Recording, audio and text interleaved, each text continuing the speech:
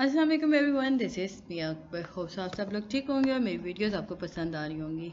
आज ही हम lesson number 17 करने जा रहे हैं साइकोलॉजी 404 का एंजाइटी डिसऑर्डर पार्ट 1। टॉपिक 82 से 88 तक हम कवर करेंगे। उम्मीद है कि आपको पिछली वीडियो समझ आ चुकी होंगी। टॉपिक 82 है जनरल फैक्टर या जनरल फीचर 1248/394। तो हमारे सामने जब आता है एंजाइटी, तो हम कहते हैं कि एंजाइटी एक एप्रीहेंशन है जो कि एंटिसिपेट करती है प्रॉब्लम को। एंजाइटी के मेन फीचर्स ऐसे होते हैं जो एंजाइटी डिसऑर्डर्स की तरफ लेके जाते हैं। एंजाइटी जो होती है ये मैनिफेस्ट करती है एक्सेस फियर की वजह से, यानी एक्सेसिव फियर हो रहा होता है। एंजाइटी जो होती है ये बिहेवियर डिस्टर्बेंस की वजह से भी हो रही होती है, या आपका बिहेवियर को भी डिस्टर्ब कर देती है। बहुत सारे एंजाइटी डिसऑर्डर जो होते हैं ये चाइल्डहुड में डेवलप हो जाते हैं और ये परसिस्ट करते हैं अगर ये ट्रीट ना किए जाएं। एंजाइटी डिसऑर्डर्स जो होते हैं ये डायग्नोज किए जाते हैं, इसका कोई अल्टरनेट एक्सप्लेनेशन नहीं होता फियर का या एंजाइटी का। नेक्स्ट हमें जाके बताते हैं कि जो एंजाइटी डिसऑर्डर्स होते हैं ये फ्रीक्वेंट होते हैं फीमेल्स के अंदर एज कम्पेयर टू मेल्स। अगर हम इसके बाद बात करते हैं, मैं अगर आपको यहाँ से बताऊँ, चार्ट की तरफ आते हैं। ये आपको अगर आता है ना कि differentiate between fear and anxiety, डर और एंजाइटी दो मुख्तलिफ चीज़ें होती हैं। जब हम फियर की बात करते हैं तो इसमें इमोशनल रिस्पॉन्स आ रहा होता है जो कि परसीव किया जाता है इम्यूनिमेंट को, या और एंजाइटी जो होती है एंटिसिपेशन होती है फ्यूचर थ्रेट को लेकर। फियर जो होता है ऑटोनॉमिक अरोजल होता है, necessary for fight and flight, और एंजाइटी में मसल्स टेंशंस में हो रहे होते हैं। Thoughts of intermediate danger fear के पास आ गया, इसके बिहेवियर आ गया। एंजाइटी में प्रिपरेशन फॉर फ्यूचर डेंजर आ गई, कॉशन और अवॉइडेंट बिहेवियर आ गया। हम सब जो होते हैं ये फियर और एंजाइटी को फेस करते हैं किसी न किसी अंदाज में। नॉर्मल फियर जो होता है, लाइक नॉर्मल फियर या एंजाइटी जो होती है, इसमें ये हमारे पास कंसिस्टेंट होती है विद डेवलपमेंटल एज। इसमें हम बात करते हैं शॉर्ट स्पैन ऑफ टाइम को। अगर हम फियर देखें ना, फियर फुल स्टिमुलस डिसअपियर हो गया एज लॉन्ग एज, तो फियर जो होता है वो ख़त्म हो गया, यानी उसका एंजाइटी भी डिप्रेशन ख़त्म हो गया। बहुत आसान करूँ तो मैं कहूँगी कि आपका जो स्टिमुलस होता है फियरफुल, अगर वो गायब हो गया तो ख़ुद ब खुद आपकी एनजाइटी और फियर ख़त्म हो जाता है। ये नॉर्मल फियर और एनजाइटी में हो रहा होता है। अगर हम बात करते हैं पैथोलॉजिकल फियर एनजाइटी की, तो हम देखते हैं कि इसमें एक्सेसिव और परसिस्टेंट हो रहा होता है। एक डेवलपमेंटल अप्रिशिएट पीरियड आ रहा होता है जिसमें फोबियाज हो रहे होते हैं। इंडिविजुअल जो होता है वो अगर मैं कहूँ कि कोई भी इंसान, रुके मैं इसे हाईलाइट करके ना नेक्स्ट पे जाती हूँ। अब कोई इंसान, अब देखिए फोबियाज हो रहे होते हैं। कुछ लोग ऐसे होते हैं जो कि नकली सांप को देख के डर जाते हैं, तो ये उनके अंदर एक हमारे पास आ जाता है कि ये पैथोलॉजिकल एंजाइटी है। अब टाइप ऑफ एंजाइटी डिसऑर्डर की तरफ देखें तो हमारे पास आता है separation of anxiety disorder, selective mutism, specific phobia, social anxiety disorder, panic disorder, agoraphobia, generalise anxiety disorder. बस आपको 4-5 याद रखने और काफ़ी हैं।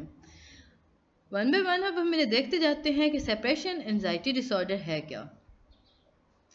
अब इस डिसऑर्डर के अंदर इंसान जो होता है वो एक्सट्रीम एंजाइटी फेस करता है, पैनिक कर जाता है।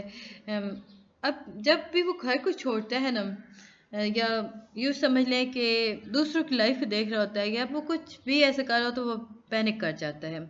चिल्ड्रन जो होते हैं सेपरेशन एंजाइटी डिसऑर्डर के अंदर ग्रेट ट्रबल करते हैं, लाइक वो ट्रैवल नहीं कर रहे अपने घर को छोड़ के। बेसिकली ये वो फोबिया है जिसके अंदर इंसान अपने घर को छोड़ के नहीं जाना चाह रहा होता। वो डरता है ट्रैवलिंग से, अपनी फैमिली से दूर नहीं जाना चाह रहा होता, फ्रेंड हाउस नहीं करना चाह मतलब विजिट नहीं करना चाह रहा होता। तो ये सारा जो होता है इसे हम कहते हैं सेपरेशन एंजाइटी डिसऑर्डर, यानी वो जिस चीज़ के साथ अटैच है उसे अगर वो छोड़ दे तो वो नहीं कर सकता इस चीज़ को। वो पैनिक अटैक उस पर आना शुरू हो जाते हैं। इसका डायग्नोस्टिक क्राइटेरिया मेरे पास आता है जिसमें हम बात करते हैं रिकरेंट एक्सेसिव डिस्ट्रेस के बारे में, जो कि ये वो डिस्ट्रेस होता है जो आप एक्सपीरियंस कर रहे होते हो जब आप घर को छोड़ रहे होते हो या अपने मेजर अटैचमेंट फिगर्स को छोड़ रहे होते हो। और ये जो होता है ये एक्सेसिव वरी हो रहा होता है किसी को छोड़ के जाते हुए आप बहुत ज़्यादा डर रहे होते हो, तो ये सारी चीज़ें इसमें हो रही होती हैं। कोई से 2 आपको लिख लेते हैं, इसके आपके पेपर में जब भी आए 2 ही आए हैं। अच्छा, फियर ऑफ एंजाइटी और अवॉइडेंस की अगर हम बात करते हैं तो ये इससे हम देखते हैं कि बच्चों के अंदर ये 4 वीक्स तक लास्ट करता है, और एडोलेसेंस और टिपिकली 6 मंथ के अंदर ये 6 मंथ तक ये कर सकता है। इसके बाद जी हमारे पास आता है सिलेक्टिव म्यूटिसिज्म। अब सिलेक्टिव म्यूटिसिज्म है क्या? अब बच्चे जो होते हैं ना, इस डिसऑर्डर के तहत वो सर्टेन सोशल सिचुएशंस को बता नहीं सक रहे होते। वो उनके पास वो मुश्किल से लफ्ज़ों को अदा कर रहे होते हैं, दूसरे लड़कों को बच्चों को मुश्किल से बता रहे होते हैं इस चीज़ के बारे में, जिस चीज़ के बारे में वो बात करना चाह रहे हो। यानी कि वो प्रॉपरली वर्ड्स नहीं अदा कर रहे होते। ऐसे बच्चों को हम कहते हैं कि म्यूटिसिज्म है। वो जो बच्चे हकला के बोल होते हैं, दे बोलते हुए शर्माते हैं, डरते हैं, तो उनको हम इसमें लेके आते हैं। इसके बाद ही हम इसका देखते हैं, आगे हमारे पास आता है स्पेसिफिक फोबिया। हर इंसान की ज़िंदगी में ना कोई फोबिया होता है। अब कुछ लोग होते हैं वो जैसे ऑब्जेक्ट या सिचुएशंस की वजह से आ जाते हैं फोबिया के अंदर। फ्लाइंग फ्लाइंग से किसी को डर लग रहा होता है, सांपों से किसी को डर लग रहा होता है, किसी को फियर ऑफ हाइट हो रहा होता है। अगर मैं कहूँ तो मुझे फियर ऑफ वाटर है, मतलब फोबिया है मुझे पागलपन की हद तक। तो इस तरह हर एक को होता है। पानी, खुला पानी, चलो छोड़े फियर ऑफ हाइट भी चलता है। इस तरह के जो पर्सन जो होते हैं हम रेकग्नाइज करते हैं कि उनके अंदर जो फियर एक्सेसिव है, फिर भी वो लेंथ की तरफ जा रहे होते हैं खुद को कंट्रोल करने। स्पेसिफिक फोबिया जो होता है, इसमें लोग क्या करते हैं, उन्हें पता तो होता है कि उनके अंदर फियर है, लेकिन वो फिर भी इसे ओवरकम कर रहे होते हैं। सफिक फोबिया से, ये सफिक फोबिया जो है ये ग्रीक वर्ड है, यानी कि किसी ग्रीक गॉड फोबोस से ये से लिया गया, जो अपने फ्राइटन करता था अपने एनिमीज को। अब डायग्नोस्टिक क्राइटेरिया में देखें तो मार्क फियर हो रहा होता है, एंजाइटी हो रही होती है किसी खास सब्जेक्ट सिचुएशंस को लेकर, इलेक्ट्रिक करंट से हो रहा होता है फोबिया। अब मेरा सेकंड फोबिया जो है वो इलेक्ट्रिक करंट है। मुझे आप लोग बताइएगा कि आपके अंदर कौन कौन से फोबियाज पाए जाते हैं। एनिमल्स की अगर हम बात करें, स्पेसिफाई इफ़ की बात करते हैं, तो जब हम डायग्नोज कर होते हैं तो हम देखते हैं कि कौन से स्पेसिफिक टाइप ऑफ फोबिया है। एनिमल हो गया, स्पाइडर से लोग डरना शुरू हो जाते हैं। नेचुरल एनवायरनमेंट यानी हाइट से डरते हैं। ब्लड इंजेक्शन इंजरी नीडल से हो रहा होता है। सिचुएशनल एयरप्लेन से हो रहा होता है, और मुख्तलिफ हो रहा है चोकिंग और वोमिटिंग। तो इसमें हम देखते हैं कि बच्चा जो होता है वो लाउड साउंड से डर होता है, वोमिट की लाउड साउंड, चोकिंग की लाउड साउंड हो रही होती है। टॉपिक 87 आपके पास आता है social anxiety disorder. Social anxiety disorder जो होता है ये परसिस्टेंट होता है, इसमें unrealistically intense fear of social situations की तरफ आ रहा होता है। इंसान बहुत ज़्यादा अनफेमिलियर लोगों से मिलते हुए वो डर रहा होता है। ये डिसऑर्डर जो होता है इसे हम सोशल फोबिया से कहते हैं, कि DSM 4 के अंदर डिस्कस किया गया था, बताया गया था, लेबल दिया गया था। फिर बाद में इस एंजाइटी डिसऑर्डर को प्रपोज किया गया था DSM 5 के अंदर, बिकॉज ये प्रॉब्लम क्रिएट करता है। इसके बाद ही हम देखते हैं इसका डायग्नोस्टिक को। अब यहाँ पे ना बताया गया था कि एंजाइटी जो होती है पीर सिटिंग के अंदर भी आ जाती है। हम ये नहीं कह सकते कि अडल्ट्स की इंट्रैक्शन की वजह से हो रहा होता है। बच्चे कभी कभी अपने हमजैसों के साथ भी नहीं बैठ रहे होते, डर रहे होते हैं, रो रहे होते हैं, तो ये सारे फोबियाज के अंदर आते हैं। ड्यूरेशन देखी जाती हैं, अगर सिम्टम्स 6 मंथ से ज़्यादा है ना, और वो ये सारे सिम्टम्स हैं, वो डर रहा है, वो हर चीज़ को देख के रो रहा है, तो हम कह देते हैं कि ये फोबिया है। एक टॉपिक 88 है एग्रोफोबिया। एग्रोफोबिया जो है ये डिफाइन करता है एंजाइटी किसी भी सिचुएशंस को लेकर जिसके अंदर डिफ़िकल्ट होता है एस्केप करना। एंजाइटी सिस्टम अगर सिम्टम्स अकर हो गए, इसमें हमारे पास कॉमन फियर सिचुएशन जो होती हैं वो क्राउड होती हैं, क्राउडेड प्लेसेस पे लोग नहीं जा रहे होते, ग्रॉसरी स्टोर्स पे नहीं जा रहे होते, मॉल्स या चर्च पे नहीं जा रहे होते, बिकॉज वो लोगों से डरना। एग्रोफोबिया बेसिकली लोगों से खौफजदा होना, क्राउड से डरना कहलाता है। अब इसमें हम देखते हैं कि दो या दो से ज़्यादा अगर उसके अंदर फियर या एंजाइटी पाई जा रही है ना इस सिचुएशंस के अकॉर्डिंग, तो हम कहते हैं कि उसे एंग्रोफोबिया है। फर्स्ट है using public transportation, automobile, buses, train, ships, planes, इन पे जाते हुए बंदा डरता है। ओपन स्पेस पे नहीं वो बैठ सकता, पार्किंग लॉट्स में नहीं जाता, being in enclose places, shop, theatre, cinemas में होगा, स्टैंडिंग इन लाइन और बीइंग इन क्राउड, वो क्राउड और लाइन के अंदर जाने से काफ़ी घबराता है। वो घर से बाहर अकेला नहीं जा रहा होता, तो हम कहते हैं कि ये एंग्रोफोबिया। इनमें से कोई भी दो सिचुएशंस अगर अक्कर हो जाती हैं ना, सिचुएशंस के अकॉर्डिंग जाती हैं, तो वो हम कहेंगे कि एंग्रोफोबिया की तरफ चला गया था। इसके बाद जी हम देखते हैं इसमें जो इम्पोर्टेंट है वो है लेक्चर 70 ख़त्म हो गया, हम अब लेक्चर 18 की तरफ आ गए। लेक्चर 18 के अंदर हमारे पास आ जाते हैं जी टॉपिक 89 से 95 तक, पैनिक डिसऑर्डर। नेक्स्ट हमारे पास एंजाइटी डिसऑर्डर के अंदर पैनिक डिसऑर्डर आ गया। पैनिक डिसऑर्डर जो है ये कैरेक्टराइज किया जाता है फ्रिक्वेंट पैनिक अटैक्स की तरफ, जो कि किसी स्पेसिफिक सिचुएशंस को लेके रिलेट करते हैं। इसमें हम बात करते हैं पैनिक अटैक जो होता है वो सडन अटैक होता है, जिसमें इंटेंस एप्रीहेंशन हो रही होती है, टेरर आ रहा होता है, फीलिंग ऑफ इम्पैडिंग डूम आ रहा होता है। लाइक आप अगर मैं कहूँ कि पैनिक अटैक हो गया कि आप कहीं गए, आपको क्राउड से मतलब आपको एंग्रोफोबिया था, तो आप पैनिक कर गए, बहुत सारे लोग आ गए, आपके हाथ कांपना शुरू किया, आपसे बात नहीं हो रही, आप काम सीधा नहीं कर पा रहे, तो हम कहेंगे कि ये पैनिक डिसऑर्डर की तरफ आ गया। अब ऐसे लोगों को क्या हो रहा होता है, फिजिकल सिम्टम्स अगर हम देखें ना, क्योंकि मैं थोड़े से हाईलाइट कर दूँ, फिजिकल सिम्टम्स जो होते हैं इसमें लेबर्ड ब्रीदिंग आ रही होती है, हार्ट पैल्पिटेशंस हो रहे होते हैं, नोजिया हो रहा होता है, अपसेट स्टमक हो रहा होता है, चेस्ट पेन स्टार्ट हो जाता है, फीलिंग ऑफ चोकिंग और स्मूथिंग हो रहा होता है, डिजीनेस हो रहा होता है, लाइट हेडनेस हो रहा होता है, स्वीटिंग भी हो रही होती हैं, मतलब हीट सेंसेशंस भी हो रही होती हैं, ट्रैम्बलिंग भी हो रही होती हैं। बहुत सारे ऐसे सिम्टम्स होते हैं जो पैनिक अटैक के अंदर आ रहे होते हैं, जिसमें डीपर्सनलाइजेशन हो रही होती है, लोग अपनी बॉडी को महसूस करना बंद कर देते हैं, तो इसमें वो पैनिक अटैक करते हैं। तो ये पैनिक जो होता है ये बेसिकली 10 मिनट्स का ही होता है। डायग्नोस्टिक क्राइटेरिया में अगर हम देखें तो पैनिक अटैक जो है अब्रप्ट सर्ज होता है किसी भी इंटेंस फियर, इंटेंस डिस्कम्फर्ट का, जो कि अपने पीक पे पहुंच जाता है with in minutes, seconds minutes में वो अपने पीक पे पहुंच जाता है। पल्पिटेशंस हो रही होती हैं, पाउंडिंग हार्ट हो रहा होता है, दिल डूब रहा होता है, ऐसे हार्ट रेट हो रही होती है, स्वेटिंग स्टार्ट हो जाती है यानी पसीना आना शुरू हो जाता है, शेकिंग करना शुरू हो जाते हैं, sensation of shortness of breath, आपको ऐसा लगता है कि आपकी सांस नहीं आ रही, फीलिंग ऑफ चोकिंग हो रहा होता है, चेस्ट पे पेन और डिस्कम्फर्ट फील कर रहे होते हैं। वही सारी चीज़ें दोबारा बताई गई थी, आपको डरने से मरने से डर लग रहा था, मैं कहने वाली थी डरने से मरना लग रहा होता है, और बोल बोल के ना वो थोड़ा सा मिक्सअप हो गया।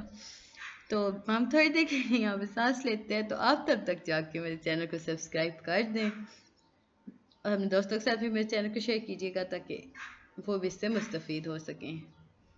बेल आइकन को भी ज़रूर प्रेस किया करें ताकि मैं आने वाली वीडियोस की नोटिफिकेशन आपको मिल सकें। इसके बाद जो टॉपिक 90 आता है जनरलाइज एंजाइटी डिसऑर्डर। ये सेंटर फीचर अगर जनरलाइज एंजाइटी डिसऑर्डर का देखें तो वो होता है वरी। गैट गैट क्या है? Generalise anxiety disorder. अगर लोग जो गैट का शिकार होते हैं वो परसिस्टेंटली वरीड रहते हैं, माइंड छोटी सी छोटी चीज़ों को लेकर भी वो परेशान फिक्रमंद होना शुरू हो जाएंगे। अब हम इसे कॉग्निटिव टेंडेंसी के अंदर अगर देखें तो हम इसे कहेंगे कि ये च्यू है किसी भी प्रॉब्लम का, कि इसमें हम आगे नहीं बढ़ सक रहे होते। वरी अगर ज़्यादा टाइम रहे यानी आप फिक्र या परेशान ज़्यादा टाइम रहें तो आप किसी भी सिचुएशन को या किसी भी प्रॉब्लम सोल्यूशन को काउंटर नहीं कर सकते, सेटल डाउन नहीं कर सकते। गैट जो है ये डायग्नोज नहीं किया जा सकता अगर इंसान तब तक ना जब इंसान कंसर्न साइकोलॉजिकल डिसऑर्डर की तरफ ना जाए, यानी कि वो साइकोट्रिस्ट या थेरेपिस्ट तक ना जाए तो वो खुद को गैट के थ्रू, मतलब वो खुद को नहीं कह सकता कि वो गैट का शिकार है। डायग्नोस्टिक क्राइटेरिया में देखें तो अगर हम देखें कि उसका जो एक्सेस एंजाइटी और वरी है ना, वो अगर मोर देन 6 मंथ हो रही है ना, तो हम इसे कहेंगे कि ये गैट का शिकार हो चुका है। इंसान जो होता है वो वरी को कंट्रोल नहीं कर पा रहा होता। इसके बाद जी हम देखते हैं, क्योंकि इनकी सिंपल आपको समझना काफ़ी है, आपके एमसीक्यूज में आ जाते हैं, बाकी इसमें रट्टे लगाने वाली आपकी कोई चीज़ नहीं है। 91 पे है substance medication induced anxiety disorder. बस आपको इतना पता होना चाहिए वरी में क्या, पैनिक डिसऑर्डर में क्या होता है, एंग्रो डिसऑर्डर में क्या हो रहता है, या substance medication induced anxiety disorder है क्या।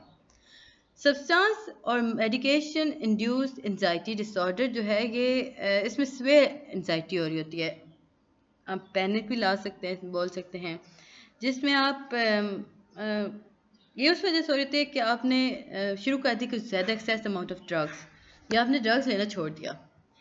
एक्सेस अमाउंट ऑफ मेडिसिन को भी हम अगर एक लेवल तक लें तो वो मेडिसिन रहती हैं, लेकिन जैसे ही हम उसकी क्वांटिटी बढ़ा देते हैं तो वो ड्रग्स की तरफ चल जाती है, आपको नशा होना शुरू हो जाता है। इसमें पैनिक्स अटैक्स और एंजाइटी जो होती है इसमें प्रीडोमिनेंट होती है क्लिनिकल पिक्चर्स में, अगर देखें तो इसे डायग्नोज करते हुए। अब आप देखते हो ना, जब वो ड्रग्स एडिक्ट्स जो होते हैं अगर वो छोड़ देते हैं ना ड्रग्स लेना, तो क्या होगा, वो कांपना, वो फिक्स उस टाइम पे कांपना स्टार्ट कर देंगे, वो उनकी तबीयत ख़राब होना शुरू हो जाएगी, because they want to take a drug, तो लेकिन वो छोड़ चुके हैं, तो उससे होगा क्या कि उनके पास ये डिसऑर्डर आ जाएगा, substance medication induced anxiety disorder. इसके बाद जी यही बात इसमें बस खोल खोल के बताई गई है कि जो मैंने अभी आपको बता दी। टॉपिक 92 है anxiety disorder due to another medical condition. Anxiety disorder अगर हम बात करते हैं दूसरी मेडिकल कंडीशंस को लेकर, तो इसमें हमारे पास सिम्टम्स आते हैं इंटेंस एंजाइटी के या पैनिक के, जो कि फिजिकल हेल्थ प्रॉब्लम को डायरेक्टली अफेक्ट करती है। जब इंसान सफ़र कर होता है एंजाइटी डिसऑर्डर से किसी भी मेडिकल कंडीशन की वजह से, तो उसके अंदर जो मेडिकल कंडीशन अगर हद से ज़्यादा बढ़ेगी ना, तो एंजाइटी बंदे के अंदर खुद ब खुद आ जाएगी। यानी कि अगर वो नींद की मेडिसिन ले रहा है, वो एक वक्त आएगा तंग आ जाएगा उस मेडिसिन को लेते लेते, तो इसके पास एंजाइटी डिसऑर्डर्स आ गए। अब इसे डायग्नोज करने के लिए हमारे पास था कि जो डिस्टर्बेंस होती है वो मेंटल डिसऑर्डर्स को एक्सप्लेन बेहतर तरीके से नहीं कर सकती। जो डिस्टर्बेंस होती है वो एक्सक्लूसिवली नहीं आ रही होती, इसमें हम डेड एंड देख रहे होते हैं एंड डिल्यूजन्स हो रहे होते हैं। टॉपिक 93 हमारे पास आता है सेपरेशन ऑफ एंजाइटी डिसऑर्डर। अब अगर हम बात करते हैं जीन की, तो हमारे सामने आया कि बच्चों के अंदर जब एंजाइटी आ जाती है बहुत अर्ली स्टेज पर, तो वो उनकी जेनेटिक की वजह से हो रही होती है। जीन्स जो होते हैं वो वर्क कर रहे होते हैं बाय द एनवायरनमेंट। अब जेनेटिक प्ले करता है स्ट्रॉन्ग रोल, जो कि सेपरेशन एंजाइटी को बढ़ा देता है और आपकी लाइफ पर नेगेटिव इसका अफेक्ट कर देता है। सिलेक्टिव म्यूटिज्म को देखें तो उसमें नेगेटिव अफेक्टिविटी आ रहा होता है, जिसमें बिहेवियर इनहिबिशन हो रही होती हैं। सिलेक्टिव म्यूटिज्म की तरफ जा रहा होता है, पेरेंटल हिस्ट्री होती है शाइनेस की, सोशल आइसोलेशन की वजह से, सोशल एंजाइटी की वजह से हम इस प्रॉब्लम की तरफ जा रहे होते हैं।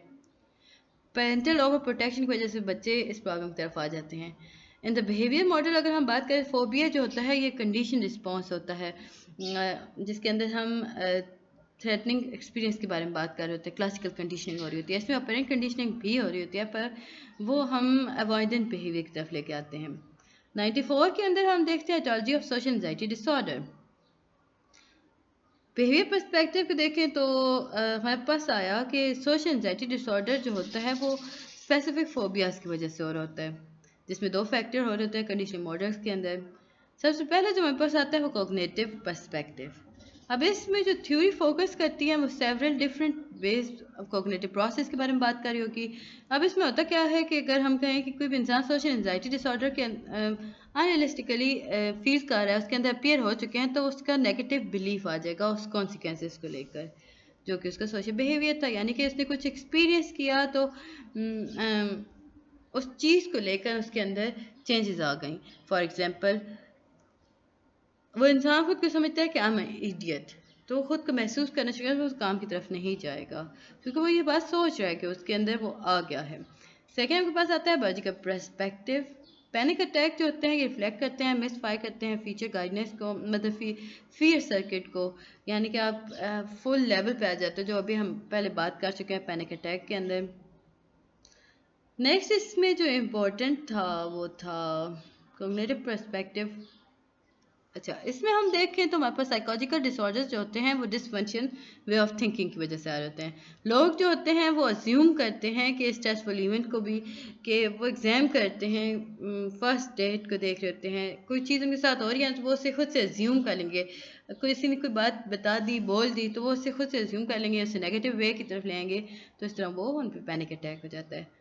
तो ये था जी लेसन नंबर 18। उम्मीद है कि आपको समझ आएगा और पसंद भी आएगा। मिलते हैं नेक्स्ट वीडियो में, तब तक के लिए अल्लाह हाफिज़।